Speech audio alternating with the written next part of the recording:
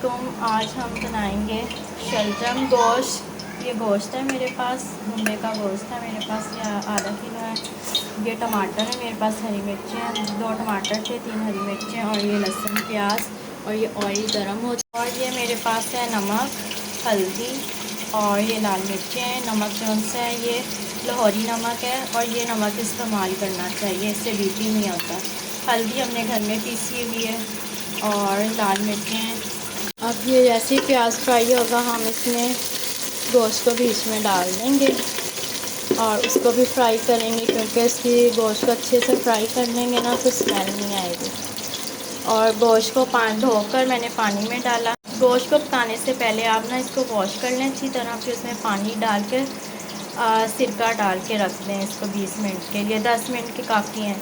और उसके बाद इसका स्टेन कर लें, चाबी में पानी निकल जाता है, खुश्क हो जाता है, फिर हांडी पकाया करें आप। ये देखिए मैंने गोश्त को, प्याज हो गया था, अब मैंने ना गोश्त को फ्राई करें। देखिए पानी नहीं ना गोश्त में, ऑयल फ़ौरन आ गया, टाइम नहीं लगता फिर इसको फ्राई करने में, जल्दी फ्राई हो जाता है। ये अच्छा टमाटर और अदरक, थोड़ी सी अदरक की हरी मिर्चें डालनी है और इसमें हमने नमक मिर्च डाल,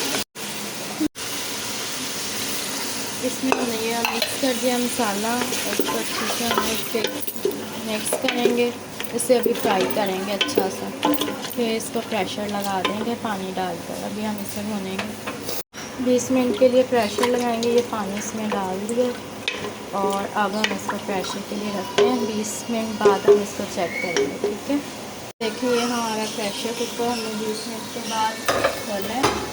अब हमारे इसको हम भूनेंगे अच्छा सा। ऑयल आ गया, धुएँ बहुत हैं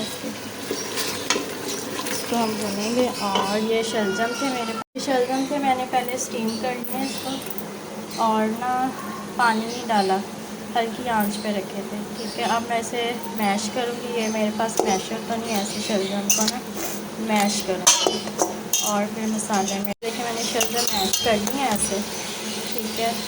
और तब धो के इस्तेमाल करिएगा किसी भी चीज़ पर, क्योंकि हमने हांडी बनानी है। और ये देखें अब सब कुछ इसका मैश हो गया, अच्छे से हो गया। अब इसमें हम शलजम डालेंगे। अब ये हम शलजम इसमें डालेंगे, ठीक है। और हमने पानी का इस्तेमाल नहीं किया इसमें। और अब इसको हम डालेंगे ऐसे, ठीक है। इसको रखेंगे 20। अब मैं इसको हल्की आंच पे दम पे शलजम रख दूँगी, ताकि मसाले में ना शलजम अच्छी तरह पक जाए। और फिर हरा धनिया वगैरह सेट कर लेंगे, गरम मसाला ऊपर से डालेंगे। अब इसको हम ढक के देखते हैं 20 मिनट के बाद शलजम हो चुके हैं, ऑयल ऊपर आ चुका है और ये अच्छे से बन गए हैं शलजम।